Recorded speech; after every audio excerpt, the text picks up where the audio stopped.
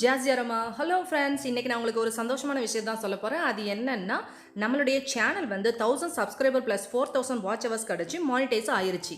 இந்த சந்தோஷமான விஷயத்தை உங்களோட ஷேர் பண்ணணுங்கிறதுக்காக தான் இந்த செலிப்ரேஷன் வீடியோவை நான் எடுத்திருக்கிறேன். நம்மளுடைய சேனல் மானிடைஸ் ஆனதற்கு முழுக்க காரணம் வந்து நீங்கள் மட்டும்தான். அதுக்கு காரணம் வந்து நம்மளுடைய சேனலை வந்து இத்தனை வியூவர்ஸ் சப்ஸ்கிரைபர்ஸ் வந்து பார்த்ததும் இதுக்கு காரணம். கண்டிப்பாக இப்போ மட்டும் இல்லாமல் இனி வரக்கூடிய எதிர்காலத்துலையுமே உங்களுடைய ஆதரவையும் நம்மளுடைய சேனலில் வரக்கூடிய வீடியோஸையும் கண்டிப்பாக நீங்கள் பார்க்கணுன்னு நான் எதிர்பார்க்குறேன். கண்டிப்பாக உங்களுடைய ஆதரவை எப்போதுமே நீங்கள் தரணும். நம்மளுடைய சேனல் மானிடைஸ் ஆனதுக்காக ஒரு ஹாப்பினஸை கொண்டாடுற விதமாக உங்களோட நான் வந்து ஷேர் பண்ணணும்னு நினைக்கிறேன். அதுக்காக சின்னதாக ஒரு பாபிக்யூ பார்ட்டி வந்து அரேஞ்ச் பண்ணேன். அது செலிப்ரேஷன் பண்ண போகிறேன். நீங்களும் எங்களோட வந்து பாபிக்யூ பார்ட்டியில் கலந்துக்கிட்டு என்ஜாய் பண்ணுங்கள். வாங்க செலிப்ரேட் பண்ணலாம்.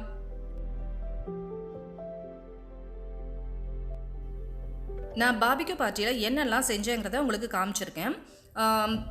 பாபிக்யூ கிரில் சிக்கன், அப்புறம் சிக்கன் டிக்கா, அப்புறம் சால்சா, அப்புறம் curd, fruit custard, milk, ice tea இதெல்லாம் நான் ஏற்கனவே ரெடி பண்ணிட்டேன். ஃப்ரூட் கஸ்டர்டும் ஐஸ் டீயும் இந்த பாபிக்யூக்கு உண்டான ஐட்டம் மட்டும் தான் நான் இப்போ செய்ய போகிறேன். இது எப்படி செய்யலாங்கிறத வாங்க வீடியோக்குள்ளே போய் பார்க்கலாம்.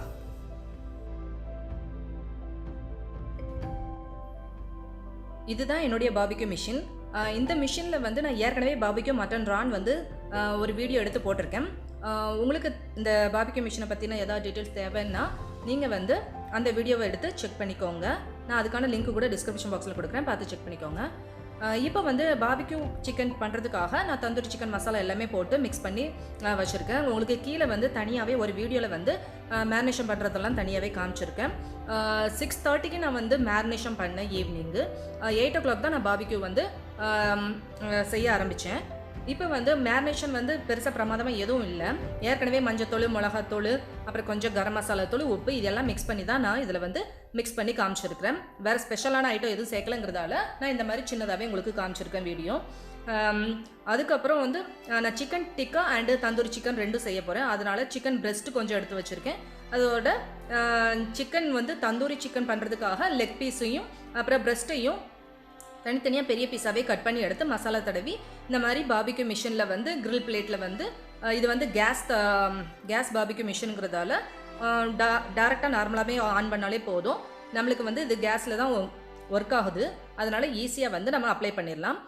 இது வந்து கிரில் பிளேட்டு வந்து இரும்பில் பண்ணுறதுங்கிறதால ஏற்கனவே அதில் வந்து ஆயிலை வந்து நம்ம அப்ளை பண்ணணும். ஆயில் அப்ளை பண்ணிவிட்டு இந்த மாதிரி வச்சுட்டு நம்ம ஆயில் வந்து ஸ்ப்ரே பண்ணணும். ஸ்ப்ரே பண்ணிவிட்டு நல்லா அது வந்து வேக விடணும். பாபிக்யூ பொறுத்த வரைக்கும் சட்டுனுமே நம்மளுக்கு வந்து ரெடி ஆயிரும். சிக்கனை வந்து நம்ம அப்பப்போ மூடி வச்சு தான் வேக வைக்கணும். அப்போ தான் நல்லா வேகும், ஏன்னா பெரிய பீஸுங்கிறதால. அது வேகிற இந்த டயத்துலேயே நம்ம வந்து சிக்கன் டிக்கா வந்து ஏற்கனவே நான் மசாலா தடவி ரெடி பண்ணி வச்சுருந்தேன்.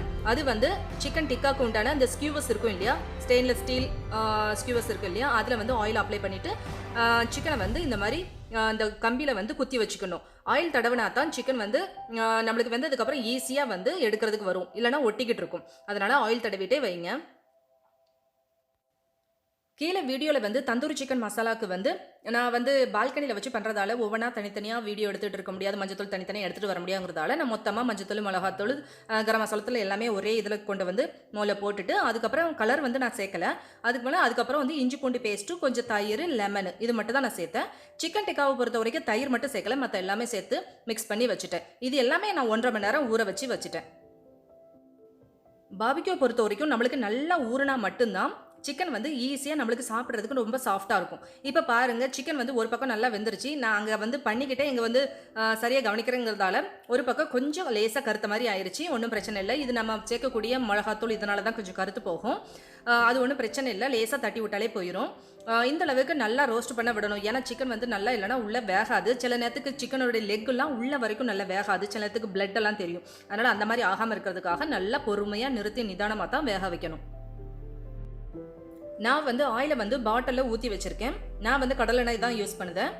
நீங்கள் வந்து விருப்பப்பட்டீங்கன்னா நெய், பட்டர் எதுனாலும் நீங்கள் யூஸ் பண்ணலாம், இல்லைனா ரீஃபைண்ட் ஆயில் கூட யூஸ் பண்ணிக்கலாம். நான் கடலை எண்ணெய் தான் யூஸ் பண்ணியிருக்கேன். அது ஒரு பக்கம் வேகட்டும். அந்த டயத்தில் வந்து நம்ம ரெடி பண்ணி வச்ச சிக்கன் டிக்காவை இந்த கிரில் பிளேட்டில் வச்சுட்டு இதுவும் நல்லா அடியில் கிரில் மார்க் வர்ற அளவுக்கு நல்லா ரோஸ்ட் பண்ண விடுவோம். அதாண்டி மேலே வந்து கொஞ்சம் ஆயிலை வந்து ஸ்ப்ரே பண்ணிக்கோங்க. இந்த வீடியோ பார்க்குற யாராவது சப்ஸ்கிரைப் பண்ணாமல் பார்க்குறீங்களா? ப்ளீஸ் சப்ஸ்கிரைப் பண்ணிட்டு பாருங்கள். அப்போ தான் உங்களுக்கும் புது வீடியோக்கள் போடணுங்கிற ஒரு ஆர்வமும் இருக்கும், நீங்கள் எங்களை என்கரேஜ் பண்ண மாதிரி இருக்கும். அதனால் ப்ளீஸ் சப்ஸ்கிரைப் பண்ணிட்டு பாருங்கள். சிக்கன் வெந்துட்டு இருக்க இந்த டயத்துல நான் வந்து சல்சா வந்து இப்போ ரெடி பண்ணி வச்சுக்கலாம். அதுக்கு சைட் டிஷ்ஷாக இது இருந்தால் கொஞ்சம் நல்லா இருக்குங்கிறதால இதை வந்து வெஜிடபிள் சாலட் கூட சொல்லலாம். அதுக்கு வந்து ஒரு குக்கும்பர் எடுத்து தோலை நல்லா சீவி எடுத்து வச்சுக்கிறேன். அதே மாதிரி ஆனியனையும் தோலை நல்லா சீவி எடுத்து வச்சுக்கிறேன். இதுக்கு வந்து 2 ஆனியன், ஒரு தக்காளி, குக்கும்பர் யூஸ் பண்ணிக்கலாம்.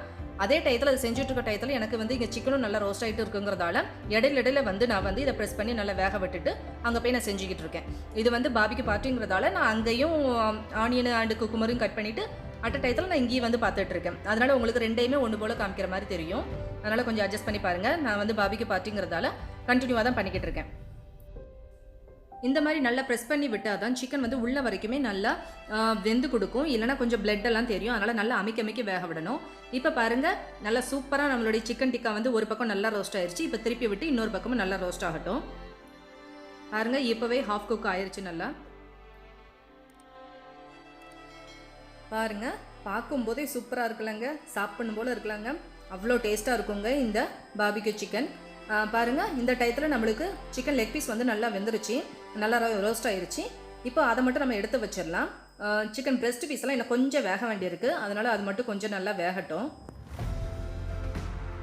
இப்போ வாங்க நம்ம கண்டினியூ பண்ணலாம். நம்மளுடைய வெஜிடபிள் சல்சா வந்து கண்டினியூ பண்ணலாம். ஆனியன் வந்து இப்போ கட் பண்ணி எடுத்துக்கிறேன். பொடிசாகவே கட் பண்ணி எடுத்துக்கோங்க, அப்போ தான் நல்லாயிருக்கும். எல்லா ஆனியனுமே நல்லா சின்ன பீஸாக கட் பண்ணி எடுத்து வச்சுக்கிறேன். அதுக்கப்புறம் தக்காளியும் இதே மாதிரி சின்ன பீஸாக நல்லா துண்டாக கட் பண்ணி எடுத்து வச்சுக்கோங்க.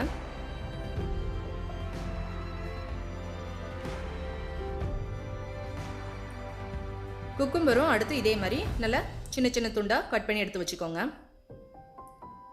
இதுக்கு வெங்காயம், தக்காளி, குக்கும்பர், அப்புறம் பச்சை மிளகா, கொத்தமல்லியால் இது எல்லாமே சேர்த்து செய்யும்போது டேஸ்ட் வந்து ரொம்ப பிரமாதமாக இருக்குங்க. இந்த டயத்துலேயே நம்மளுக்கு வந்து பாபிக்யூ அந்த பிரெஸ்ட் பீஸும் நல்லா வந்து ரெடி ஆயிடுச்சுங்கிறதால இப்போ எடுத்துடலாம். இது பார்க்குறதுக்கு உங்களுக்கு கருத்த மாதிரி தெரியும். அது மசாலாவுடைய அந்த கருப்பு தான். அது உதுத்தா கூட சாப்பிட்றதுக்கு ரொம்ப நல்லாவே இருக்கும். இப்போ வந்து நம்ம பச்சை மிளகா மட்டும் பொடிசாக நல்லா ஃபைனாக சாப் பண்ணிக்கிடணும். ஒரே பச்சை மிளகா தான் நான் யூஸ் பண்ணுறேன். ஜாஸ்தி யூஸ் பண்ணால் காரமாக இருக்கும். அதுக்கப்புறம் கொத்தமல்லி இலையும் நல்லா பொடியாக நல்லா ஃபைனாக சாப் பண்ணி எடுத்து வச்சுக்கோங்க. வெங்காயம், தக்காளி, பச்சை மிளகா, அப்புறம் குக்கும்பர் இது எல்லாத்தையுமே சாப் பண்ணி வச்சதை ஒரு பவுலில் போட்டுட்டு தேவையான அளவுக்கு கொஞ்சம் உப்பையும் போட்டுட்டு லெமனை புழிஞ்சிட்டு நல்லா கையால் நல்லா பிசைஞ்சு மிக்ஸ் பண்ணி விடணும். நல்லா எல்லாம் ஒன்று சேர்கிற மாதிரி. அப்படி பண்ணால் தான் எல்லா ஜூஸும் எல்லாம் ஒன்று கலந்து டேஸ்ட் வந்து சாப்பிட்றதுக்கு ரொம்ப பிரமாதமாக இருக்கும். இதை இப்போ நம்ம தனியாக எடுத்து வச்சுட்டு இப்போ தந்தூரி ரொட்டி செய்ய போகிறோம். அதுக்கு நான் வந்து கோதுமை மாவு எடுத்துகிட்டு கொஞ்சம் உப்பு, அதுக்கப்புறம் கொஞ்சம் ஆயில், அதுக்கப்புறம் கொஞ்சம் சுகர், அதுக்கப்புறம் கொஞ்சம் பேக்கிங் சோடா மட்டும் போட்டுட்டு நல்லா மாவை பிசைஞ்சு 1 மணி நேரம் நல்லா ஊற வச்சுட்டேன். இதை நம்ம எப்போதும் போல் சப்பாத்தி தேய்க்கிற மாதிரியே தேய்ச்சிட்டு நம்ம தந்தூர் அடுப்பில் வந்து அதாவது தந்தூரி ஸ்டைலில் வந்து பாபிக்யூவில் வந்து நம்ம இப்போ போட போகிறோம். நம்மளுடைய சேனலில் உங்களுக்கு ஏதாவது ரெசிபிஸ் வேணும்னா, நான் ஏதாவது உங்களுக்கு செஞ்சு காமிக்கணும்னு நினச்சிங்கன்னா நீங்கள் வந்து கமெண்ட் பாக்ஸில் வந்து என்ன ரெசிபி வேணுங்கிறத எனக்கு மென்ஷன் பண்ணி சொல்லுங்கள். நான் வந்து கண்டிப்பாக உங்களுக்கு செஞ்சு காமிக்கிறதுக்கு முயற்சி பண்ணுறேன். இப்போ பாருங்கள், நம்மளுடைய சிக்கன் டிக்காவும் சூப்பராக ரெடி ஆகிடுச்சு. பாருங்கள், அப்படியே ரெஸ்டாரண்ட்டில் பார்க்குற மாதிரியே இருக்கும். பாருங்கள், அவ்வளோ பிரமாதமாக வந்திருக்குங்க. டேஸ்ட்டும் உண்மையிலே ரொம்ப பிரமாதமாக இருந்தது. இப்போ நம்ம ரெடி பண்ணி வச்ச இந்த தந்தூர் ரொட்டியை வந்து இந்த பிளேட்டில் வந்து போட்டுக்கலாம். நல்லா பாருங்கள், போட்ட நிமிஷத்துலேயே மேலே பபிள்ஸ்லாம் எப்படி உடனே எழும்பி வருது பாருங்கள். சூப்பராக ரோஸ்ட் ஆகிட்டு பாருங்கள். இந்த மாதிரி பபிள்ஸ் வந்துச்சுனாலே நம்மளுடைய தந்தூர் ரொட்டி வந்து பர்ஃபெக்டாக ரெடி ஆயிடுச்சுன்னு அர்த்தம். நல்லா இன்னொரு பக்கமும் நல்லா ரோஸ்ட் பண்ண விட்டுட்டு இது தந்தூர் ரொட்டிங்கிறதால டைரக்ட் ஃப்ளேமில் வச்சா இன்னும் கொஞ்சம் நல்லாயிருக்குங்கிறதால நான் அந்த கிரில் பிளேட்லேயும் வைக்கிறேன். பாருங்கள், இந்த கிரில் பிளேட்லேயும் வச்சுட்டு நல்லா 2 பக்கம் ரோஸ்ட் பண்ண விட்டால் அதனுடைய ஃப்ளேவரும் நல்லாயிருக்கும். டேஸ்ட்டும் நம்மளுக்கு அந்த தந்தூரியோட அந்த ஃப்ளேவர் வந்து ரியல் ஃப்ளேவர் வந்து கிடைக்கும். சாப்பிட்றதுக்கு உண்மையிலே ஸ்பாஞ்சு மாதிரி இருந்தது. உண்மையிலே புசுன்னு வருது பாருங்கள். உண்மையிலே ரொம்ப டேஸ்ட்டாகவே இருந்துச்சு. இந்த தந்தூர் ரொட்டியோட நம்ம செஞ்சு வச்ச தந்தூரி சிக்கன், அதுக்கப்புறம் நம்ம சிக்கன் டிக்கா, அதுக்கப்புறம் கேர்டு, இந்த சல்சா, அதுக்கப்புறம் நான் கஸ்டர்ட் மில்க் பண்ணியிருந்தேன், அப்புறம் ஐஸ்டி பண்ணியிருந்தேன். இது எல்லாத்தையுமே வச்சு நாங்கள் வந்து சூப்பராக எங்களுடைய சேனல் வந்து மானிட்டைஸ் ஆனதுக்காக சூப்பராக செலிப்ரேட் பண்ணியாச்சு. இது எல்லாமே உங்களால் தான் சாத்தியம். இத்தனை சப்ஸ்கிரைபர்ஸ், இத்தனை வியூவர்ஸ், இதுதான் காரணம். கண்டிப்பாக நீங்கள் உங்களுடைய ஆதரவை எப்போதுமே தரணுங்கிறத நான் திரும்ப கேட்டுக்கிறேன். இந்த ரெசிபி உங்களுக்கு பிடிச்சிருந்துச்சுன்னா, இந்த வீடியோ பிடிச்சிருந்துச்சுன்னா உங்கள் ஃப்ரெண்ட்ஸுக்கு ஷேர் பண்ணுங்கள், லைக் பண்ணுங்கள், கமெண்ட் பண்ணுங்கள், சப்ஸ்கிரைப் பண்ண மறந்துடாதீங்க. உங்களை நெக்ஸ்ட் வீடியோவில் சந்திக்கும் வரை பாய் அண்ட் தேங்க்யூ.